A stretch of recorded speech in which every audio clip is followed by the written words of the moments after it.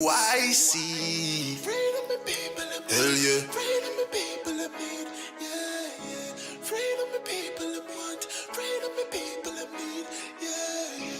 Freedom and people in want, freedom and people in need, yeah, yeah. Freedom and people in want, freedom and people in need, yeah, yeah. Real man a road, now bow wolf in a tree grand a road, now bow down to no demon a road. UIC when you see man a road, me say yeah.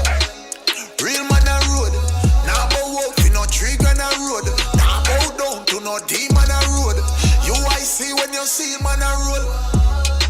Ready for broke every chain, the one that free up the people, levitate. Jamaica member, you ever great. I feel burn up the fire upon every snake. Me give thanks in every way. God still a look down once see we safe.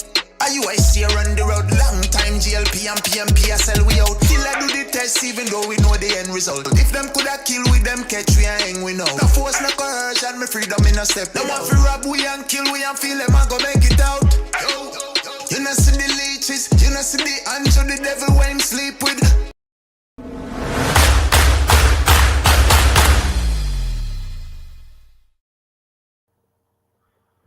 Hello and good morning. This is Joseph Patterson again. Obviously, my name isn't Naika Williams. I'm just seeing that here. But let me say a big thank you for joining us last night when we spoke about the farming situation in Jamaica. And so this morning, I just want to give you a quick update on what's happening. Good morning, Latoya Wolf. Good morning, Sammy. Good to see you on. In a few minutes, I will be heading out to court. I'm going to be in court again today to deal with the charges that the government laid against me for allegedly breaking their DRMA. So I'm getting ready to head out for that. But I said, let me give you a quick update on that. As you know, we the Jamaican people feel very strongly about our freedoms. We believe that it's important that we have our rights, freedom of speech, freedom of movement, freedom of association, freedom of choice, very important things. And so on September 22nd, 2021, you might recall we led the march on Gordon House to make some demands of the government that they cease and desist from trampling on the rights of the Jamaican people. And unfortunately, the government's response was to send the police out to harass us and arrest some of us. Obviously, it was a targeted political attack on myself and on the United Independence Congress of Jamaica. So we continue to go to court. But I'm here this morning to have that quick update with you on the matter. So good morning, Lion Rule. Good morning. What's that? Looks like Avi. Good morning, Kame Locke. Good morning. It looks like T. Chad Carby. Good morning. Good to see you all. And it's always my pleasure to come on and speak with our friends out there in the world, because you're not all here in Jamaica. There are some of you who are outside of Jamaica in different countries. So I always, enjoy connecting with Jamaicans around the world. In my view, Jamaica is not just the land, the physical landmass of Jamaica. I see Jamaica as a bigger, more expansive family. And so if you're a Jamaican and you live in, London or Berlin, or Toronto or New York, or Brussels, or in Ghana. It doesn't matter where you are. Once you're a Jamaican, you belong to the Jamaican family, and that is why the UIC policy is to create a Jamaica that embraces all Jamaicans. So we want those of you in the diaspora to be able to vote, for example, just like any other Jamaican here at home. You should be able to vote in the local elections here remotely. You should be able to fully participate. And the truth is, there are many Jamaicans who are fully participating Our GDP, remittances from Jamaicans abroad accounts for some 30% of our GDP. That's a huge number, So if you're Jamaican sending money back home for family or friends or just donating, like some of you are to the UIC, you are contributing to Jamaica and should be a part of the electoral process to help to determine the leadership of your country. So once again, good morning, Star Seed. Good morning to you. Good morning, JMH. Good morning, Dwayne Thomas. Good to see you on. Good morning, Sammy D. Yep. And so earlier I was just mentioning that in a few minutes I'm going to head out to the court to stand again before the judges to it's called a mention date. So what it means is I'm going to go into the court. They're going to, again remind us as to what the charges are. But because we are, because what we did is we decided, the UIC under my leadership, we decided that our response to the government's charges for the September 22nd event, instead of going to court and pleading guilty to their charges, which was breaching the Public Order Act, that is, having a march or protest without the government's permission, and breaching the DRMA, which is the Disaster Risk Management Act, which is the allegation is that we or I organized a group of people in contravention of their draconian laws. So you're not allowed to organize a group of people. You're not allowed to associate under the dictatorial laws of the government. And if you're going to have a protest event, you need to get permission from the government to do that. So, as you know, my position is I will never seek permission to protest against the government of Jamaica. Never. So that law is going to have to be struck down because I'm never going to honor it. I'm never going to ask permission either to walk in my own country. I'm never going to ask permission to protest. And because that's wrong, it is evil, it's immoral, it's unconscionable, if not unconstitutional. So we have decided to challenge those laws by bringing our own suit against the government in the Supreme Court, where we have made the case that the government, in fact, has contravened our constitutional right. Now, don't get me wrong here.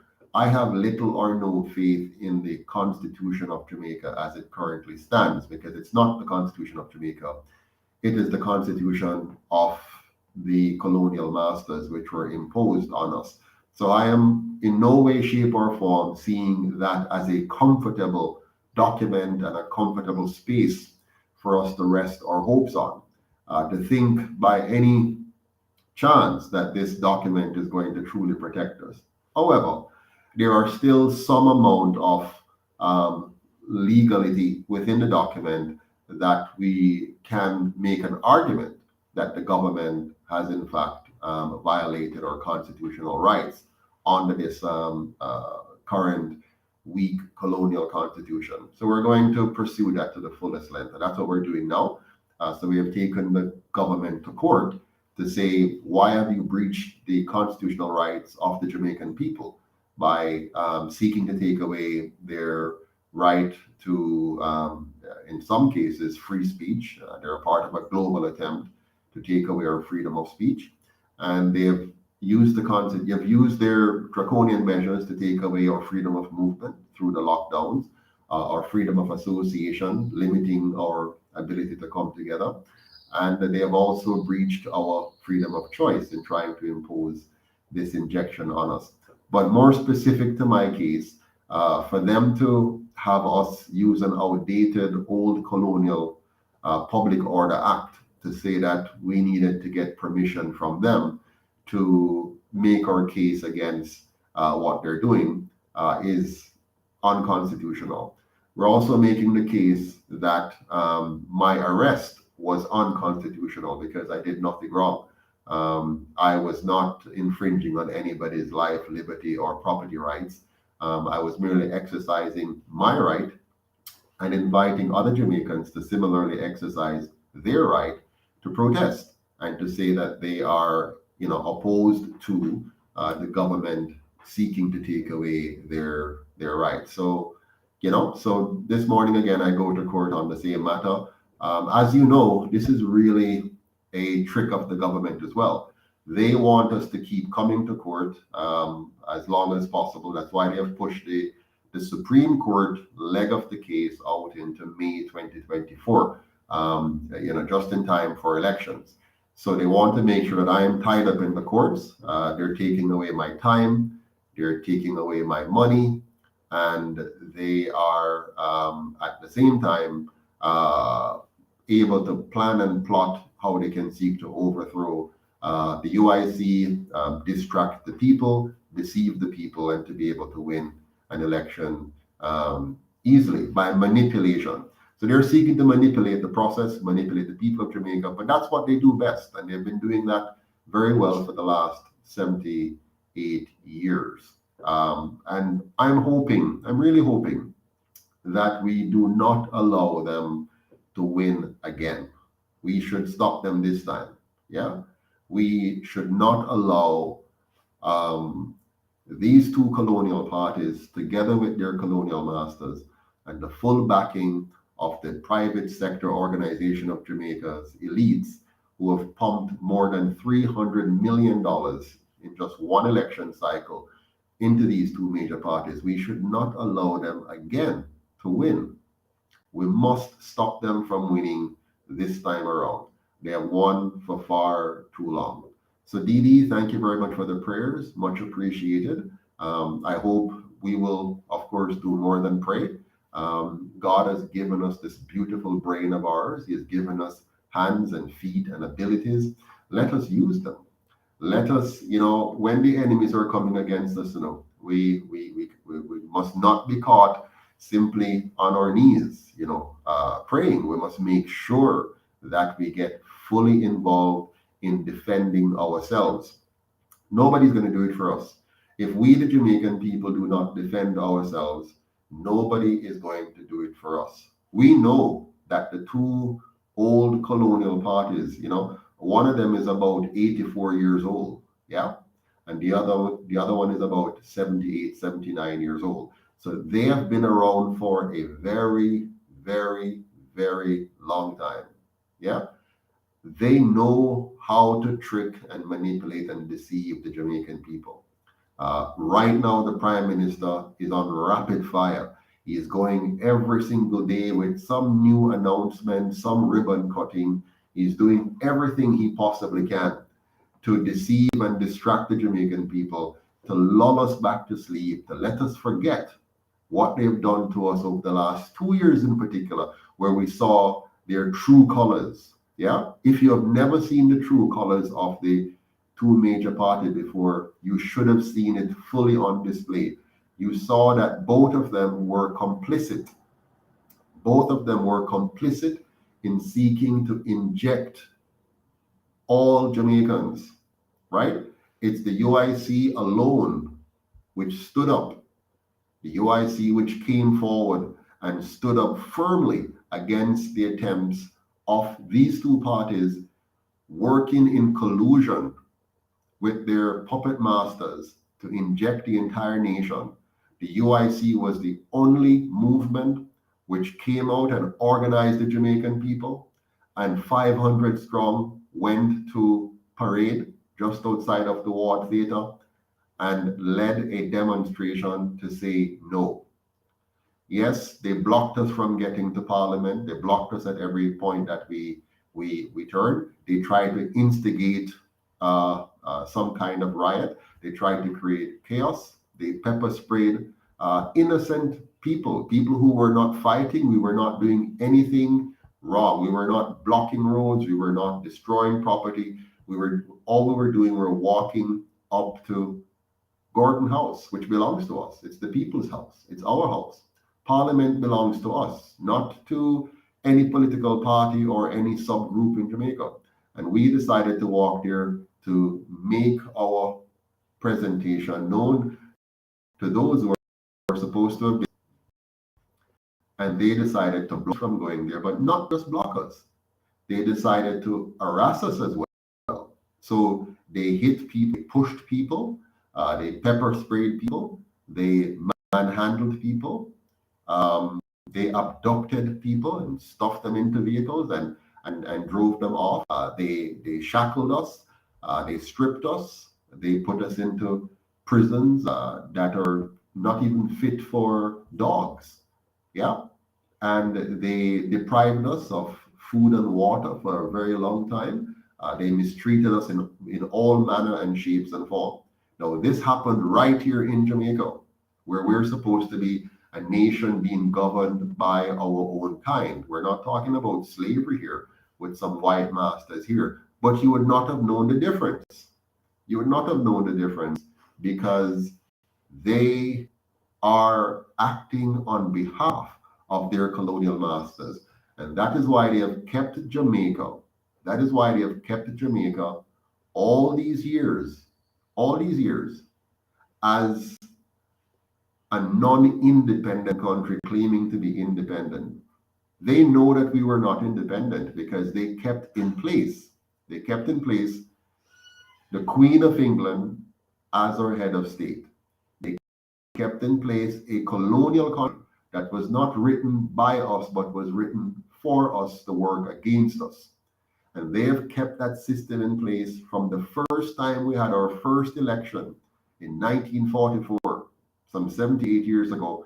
They have kept that system in place until now. And they have continued that system year after year after year. And now you hear PJ Patterson coming to talk about his resigning from the Privy Council and as a sign of showing that we should move on. No, he should not have resigned from the Privy Council. He should never have taken the title given to him by the so-called crown. He should have rejected it. Just like Andrew Holness, if he truly represented the people of Jamaica, if he truly cared about the people of Jamaica, he would not have accepted the Queen's Council and become a part of their Privy Council. But he did. And you saw the glee and the excitement and the adoration with which he welcomed their representatives back here the other day, and how he quickly got rid of the DRMA so that his colonial masters, when they come here, they could be free of all restrictions. They could come here and enjoy Jamaica in a way that we, the Jamaican people, are not allowed, or were not allowed to enjoy Jamaica.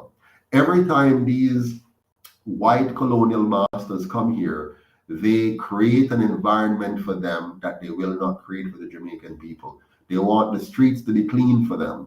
They want the zinc fence to be gone for them. They want the environment to be pleasant and welcoming for them. But they do not make an environment to be clean and decent and pleasant for you, for me. They do not want a safe Jamaica for Jamaicans. They do not want a clean Jamaica for Jamaicans. They do not want an orderly Jamaica for Jamaicans.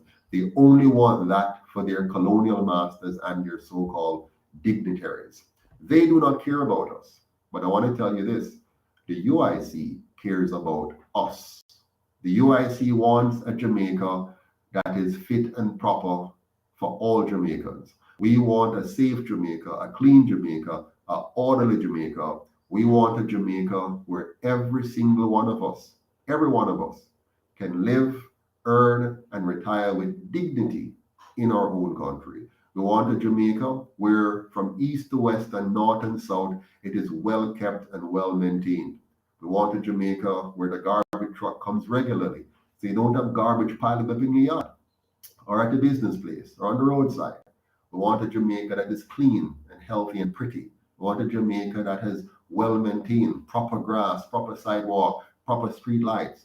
We want a Jamaica where we, the Jamaican people, build the roads. We want a Jamaica where we, the Jamaican people, are in charge of our businesses and our industries. We want a Jamaica where we don't have potholes all over the place. A Jamaica where when you buy a car and drive, you can drive on a smooth road. You can actually look to the left or the right comfortably. You don't have to be dodging potholes here and there. And after you pay your fitness and registration and pay insurance, every minute you have to carry your car to get it fixed because of the bad roads you have to drive on. We want a Jamaica that is well managed. We want a Jamaica that looks like the best place in Florida. We want a Jamaica that looks like the best place in Canada. We want a Jamaica that looks like the best place in England.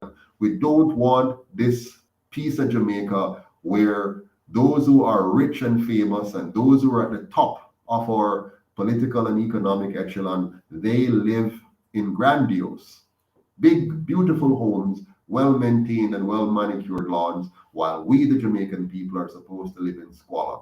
No, we want a Jamaica where our personal security is important, not one where they take our taxes and give themselves security, where they are protected by guns, but they want to tell you that you're not authorized to have and own a gun because they do not believe in your sovereignty.